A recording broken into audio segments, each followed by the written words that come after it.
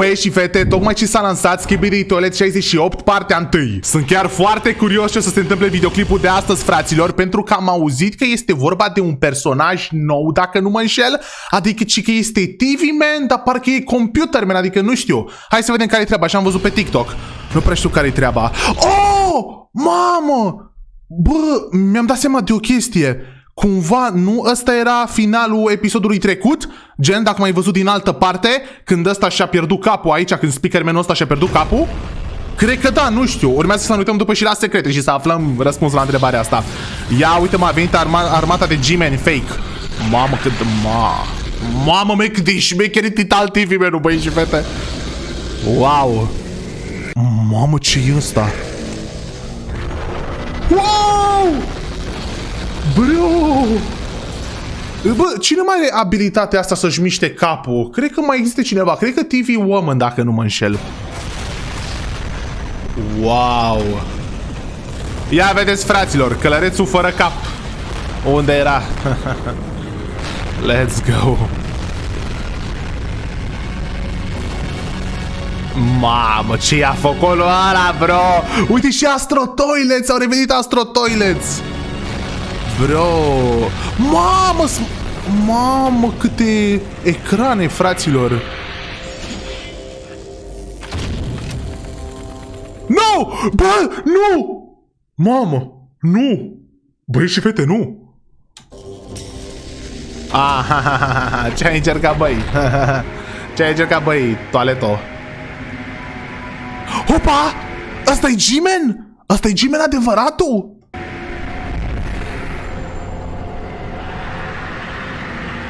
Asta-i G-Man adevăratul, băi și fete?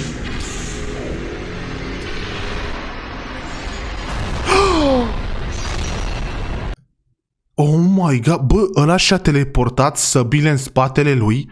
Bă, cât de puternic e, man, Titan TV, man-ul. Bă, ăla și-a... Ok, dar asta nu cred că e G-Man adevăratul. Cred că e doar o clonă. Bro, bă, și-a teleportat săbile în spatele lui, fraților. E real ce se întâmplă. Te bumnește plânsul. Bă, holy shit, man. La aplaudă. La pe bune, man. Ia vedeți. Uite, bro, ăsta, fraților, de ăsta ziceam. Ăsta e Giant TV Man sau e ceva nou?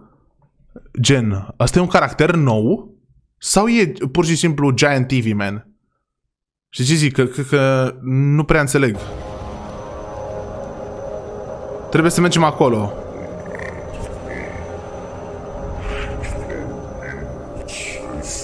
Hopa! Ce e acolo, mamă? Cred că asta o să vedem în episodul următor. Ok, băi și fete, și acum suntem pe canalul lui Dr. Bio, cum se numește, adică Date Bio, care face analize la episoadele Skibidi Toilet. Bă, fraților, eu acum nu știu dacă e un personaj nou sau nu. Așa am văzut pe TikTok, dar s-ar putea să-mi fi luat mare clickbait. Hai să vedem. Bun, aici ne explică că e perspectiva unui alt cameraman, adică ne dăm seama, băi fete, ce v-am zis și eu, că e de data trecută. And also the moment when the poor speaker man lost his head. Da, știm acolo totul. 30,000 likes in honor of this hero. Hai să facem like-uri. Let's go. And how the Gmail with rockets attacks our Giga Chad. He chose the wrong opponent, and TV Man doesn't even feel his damage. Da, TV Man, bă, and fraților, ce a făcut. And this is the first time we see this ability in Titan TV Man. Before he fired a huge charge, but now here shooting small shots. But at this moment he is attacked by the same Gmail with 11 lasers. But TV Man began to charge the core, and now we see yellow and purple lightning around him. Uitați-vă la el, fraților, de la cu 11 lasere, omul meu doar se întoarce, man, ești nebun, că băi, îl gâdile puțin pe spate. But this loser's lasers overheated, and just look at this surprised face. Ia uite.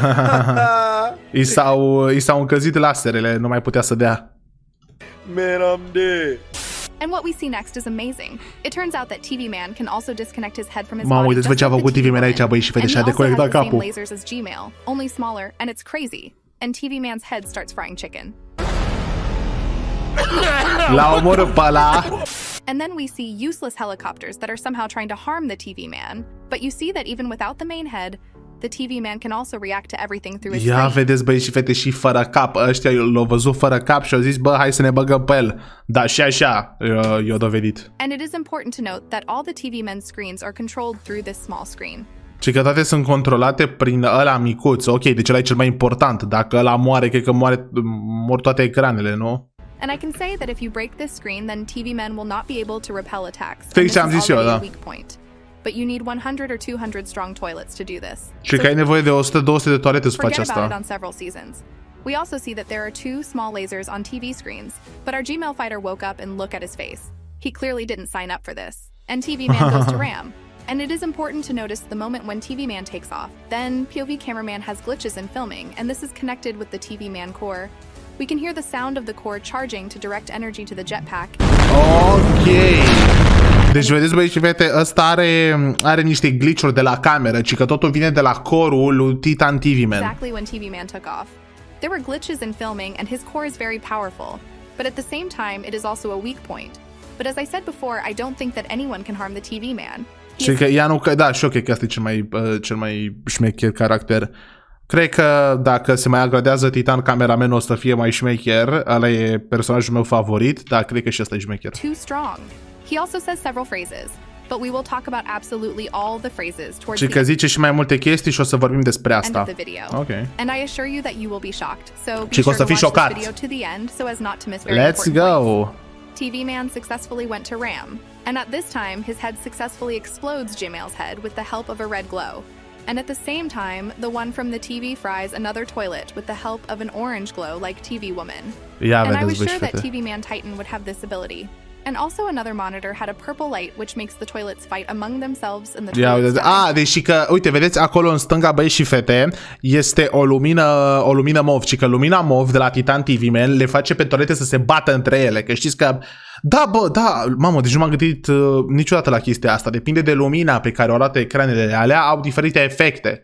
Știți că la roșu mori instant, nu mai știți când i-a dat omul de știință lui cameraman de la roșu și voia să-și ia zilele. And we see funny emojis on the TV screens and the screens come back. But now there will be the most important moment. Acum And be cel mai very important moment, careful. ia. Now I will show you something that you will not see in the analysis of other YouTubers. Și că o să ne arate ceva ce nu o să vedem în analiza altor YouTuberi, ia? Ready? Okay. Now look carefully at this object. And doesn't it remind you of anything? What if so? And yes, friends, Oh, uite, în stânga. this is an astro toilet. A văzut un astro toilet. Băi, eu tot le încurc astro toilets, fraților, cu elicopterele. Deci bun. Deci, băi, am zis că sunt astro toilets, dar mă refeream la elicoptere. Mamă, deci că acolo e astro toilets? Or a UFO toilet. He also has a red glow on the gun and the same silhouette. And I'm 99% sure that it's him. Bro. And you can verify it yourself. This moment is at 53 seconds. But what is 53 de he doing secunde. here?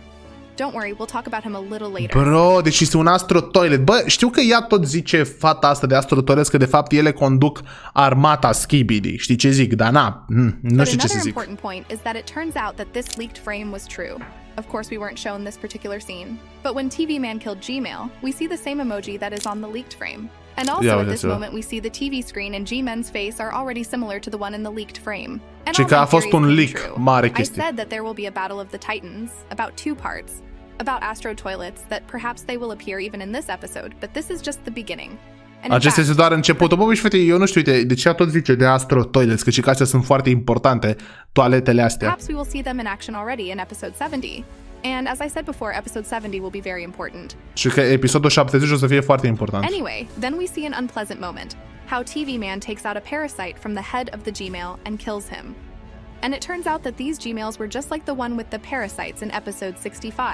Ok, bun, deci ăștia au avut paraziți în ei, G-menii. Adică nu erau But clone, it nu seemed erau to me reali. that they would be without parasites.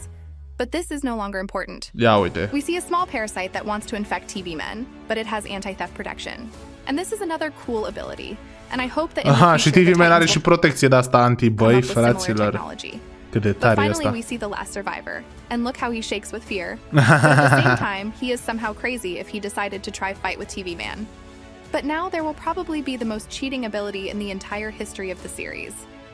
TV Man begins to spin the disco. Asta am zis și eu, băi, și fete, băi, cea mai nebună abilitate. Ea a zis că este, bă, ca și cum trișezi, man. Bă, cum îți teleportezi numai săbile, frate. his core, and we see how smoke formed near his hand. And his hand suddenly appeared behind Gmail's back. Da, și-a teleportat mâna, fraților. Deci nici măcar nu te riști pe tine să te duci acolo să te teleportezi pe tine, să te bagi, nu, să trimiți doar mâna. Dacă zi se întâmplă ceva cu mâna ta, bă, măcar nu mori. Now he is acting like a child and he wants to cry on the scientist's shoulder. But he received a control blow to the head. Ci că vrea să plângă pe umărul omului de știință. And I want to tell you that the same ability as TV Man had was in my favorite anime, Naruto. There was such a character who could also teleport his body parts to another place. Ah, ok, bun, deci că și din Naruto e faza asta, băi și fete. But everyone has weak points. So soon I'll find out what weak points the TV Man has. Bă, da, uite, și băi și fete, și eu m-am gândit la chestia asta.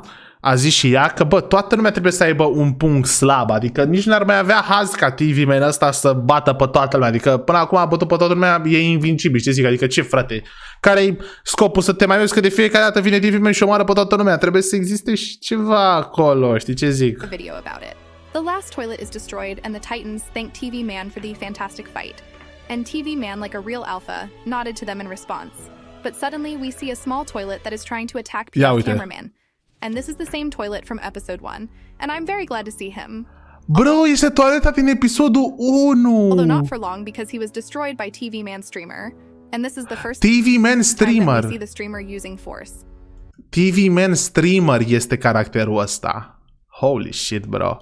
And POV Cameraman points to the laboratory that deci e prima dată când îl vedem cum folosește forța, nu când îl vedem. Bă, mi se părea mie. Da. Credeam că e un caracter nou, scuzați-mă. And they will watch the stream through his screen.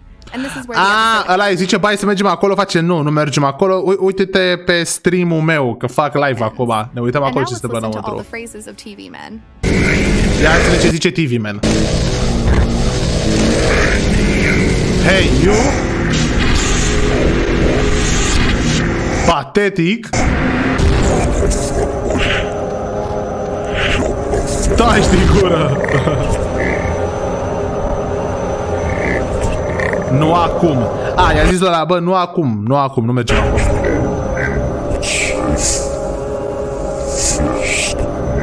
Prima dată haideți să ne uităm. Regarding the phrases of the large TV Man, I think that's what he said. But I'm not sure that the Titan TV Man actually said these phrases. There's a lot of unnecessary noise. Well, now we understand that the TV men first want to see what will happen in this laboratory. And if there is a great danger, they will send a detachment of our beloved women there. And we will watch the POV cameraman stream through the screen. Let's go! Mama, abia aștept următorul videoclip, băi, și vedem, să vedem mai exact ce se întâmplă acolo înăuntru. But what is wrong with this laboratory? Guys, there is clearly something creepy there. E ceva creepy aici. Au venit în laborator, mama, cum o să fie interesant, băi și fete. De data asta nu se mai bat în oraș, se bat în laborator. Mamă, dar ce-i în laboratorul ăsta, oare? Ceva creepy, cred. A zis și ea că e ceva creepy. In short, I think that there will be some kind of trap in this laboratory. Cred că o să fie o capcană, asta e clar, 100%. But a squad of women teleport there and save our agents. Însă un squad de femei o să se teleporteze acolo și o să salveze agenții. Bă, probabil. Adică, dar chiar fetele sunt acolo? Nu cred, fraților. Nu. Sau? Este. Uite aici. Da, nu cred că sunt acolo. Dar unde sunt ele? Ele, cred că, știți unde au rămas, băi și fete? Le-am văzut ultima dată la baza aia de TV Man. Since I need to rewatch the episode 50 times and then think carefully. So as always, I will do the second part of the analysis for you and I assure you it will be legendary. Bun, și aici o să mai fac o parte de analiză, băi și fete, scrieți la comentarii ce credeți că o să se întâmple în acel laborator, man. Bă, hai să dau și eu o predicție așa. Bă, eu cred, fraților, că în acel laborator o să se întoarcă unii împotriva celorlalți, adică 100%, nu știu, Speakerman assassin ăla o să facă ceva, gen, bă, eu cred că asta o să se întâmple, știi, zic, pentru că, da, cred că o să fie și capcane, dar asta nici măcar nu mi se pare o predicție că o să fie capcane, că e clar că o să fie capcane acolo și că o să întâmpine dificultăți, dar eu zic că asta o să se întâmple. Eu zic că o să se întoarcă unul împotriva celuilalt. Scrieți și voi la comentarii, băi și fete, v-am pupat!